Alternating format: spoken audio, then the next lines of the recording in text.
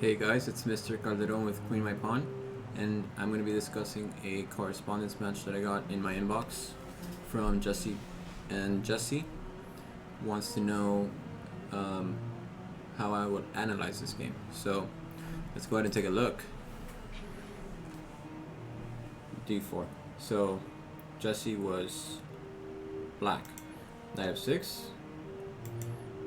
c4, e6, knight f3, b6. So this is the Queen's Indian defense.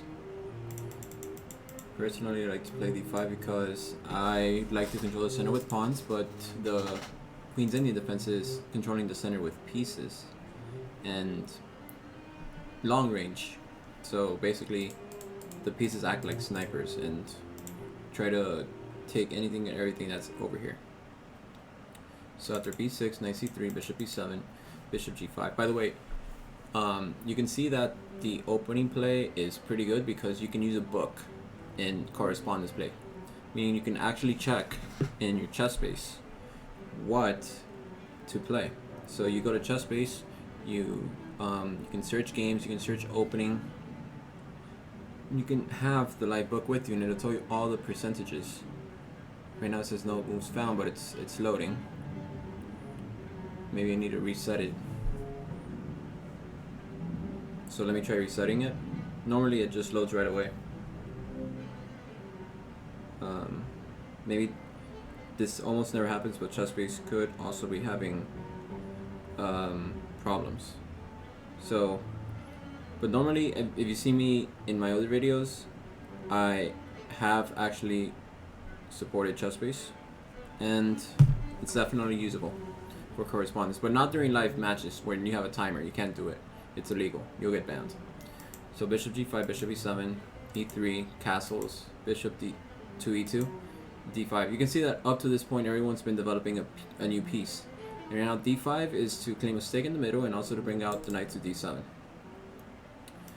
A capture happens, so c takes d5, knight takes d5, and over here actually, I don't know if I prefer this move better. The book says, well, there is no book move right now at the moment. For some reason, nothing seems to be working.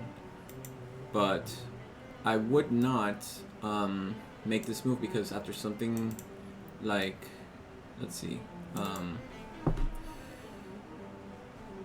well, the thing is that this bishop's going to be exchanged. It's true, but something like knight takes e7. After bishop takes e7, he has simply e4, and you have 2 versus 1, and it's going to be a bit tougher to fight for the middle now. Maybe c5 to undermine it, but at that point, you know, it's a game, and he could isolate your c pawn, for example, after this, and then you can trade queens if you want, but the more it proceeds to an ending, the more this isolated pawn is going to be felt. So you don't want this, okay? So normally after this, black captures like this. The bishop is blocked, it's true, but black will try to play c5 at some point after securing d5 to its fullest potential. So make sure that you capture back with pawn instead of with knight. So knight takes, bishop takes, knight takes. I've seen many games where they play e4 and it's just not good. So castles, knight d7, a3, c5, that's good. You're challenging the middle. Rook c1, rook c8. That's not good by white because it releases the tension in the middle and allows knight to c5, which is exactly what Jesse played. Good job. Queen takes, whatever. Rook f d8, takes d8. Rook f d1, looks like white wants to trade. Knight to b3 isn't recommendable because what's the knight doing over here? For example, after knight to b3, you'll see what happens in the game. That's what happens. So you should leave the knight here. Maybe you could try to get a knight over here and support it. Also, the threat could be b4 to this knight. Is this knight good here? Yeah, it's pretty good. At the same time, though, you don't have enough control of e4. He has good control of d5. Maybe you could challenge it by knight to g6 and e5. You have good control of d5 yourself, so pushing this pawn here won't create an unnecessary weakness. And if he pushes his pawn there, his bishop is blocked. Yours is not. That's something to think about. So knight to b3 isn't good. You're leaning more towards an ending where it's less about piece play, although it still is, but now you have to consider the king's mobility. For example, even in this position, you could still play f6 if you're unsure about what to do. This prevents the knight from going here and here. And after you could play e5, but be careful, there's still this bishop out here. So that could attack this square. So maybe not yet. If you trade bishops though, that's definitely a good move. So knight to b3, rook takes, rook d1, rook takes, bishop takes, knight back. See? You haven't really gained anything. Bishop to c2, h6.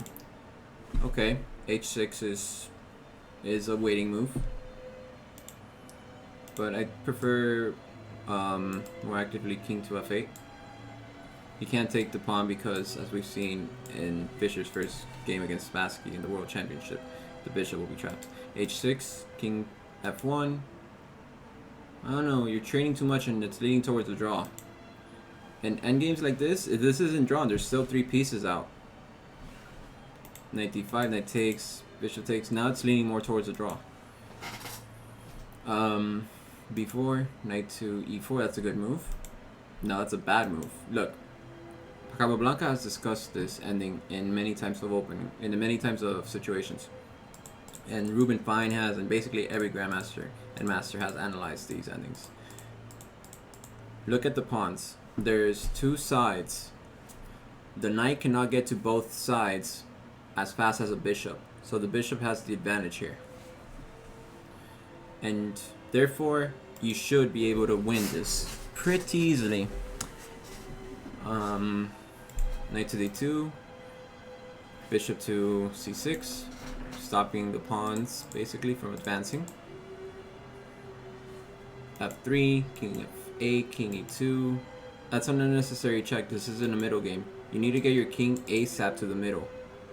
Maybe, yeah, exactly. Just get your king here and see what happens, okay? Endings are all about cat and mouse. You're gonna see like many moves that don't make sense, but at the same time, they make some sense in provoking you to make a mistake. So this is a mistake. Maybe the bishop was better posted here and he can play something like g4 because his pawn's not attacked, for example. Even though it is protected by the knight anyways. King to d1. Now someone might say, oh, but this pushes the king back. Yes, but it could also be a decoy. And maybe the king wants to go over here. So, let's see.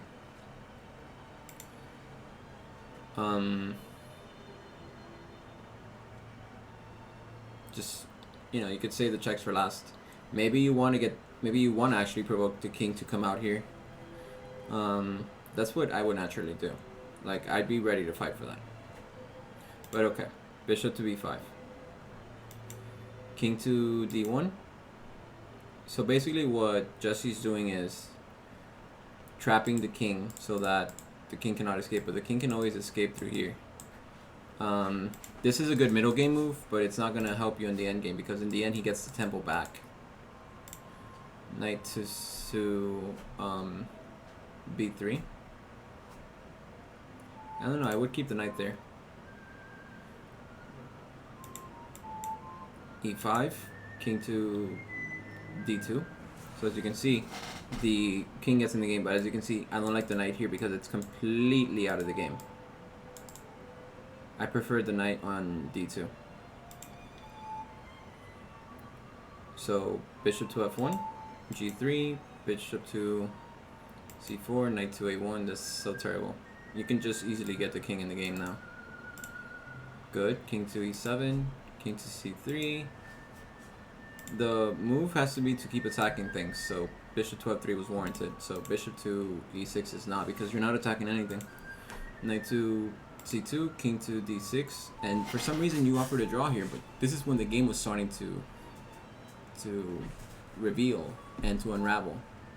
You can't just give up in this position when you're starting to gain the advantage. I understand, looking at the rating, that you gained 34 points because he was 230 points more than you are. That's fair enough. But if you had actually won this game, remember, it's correspondence. You have time. You have time to do this. So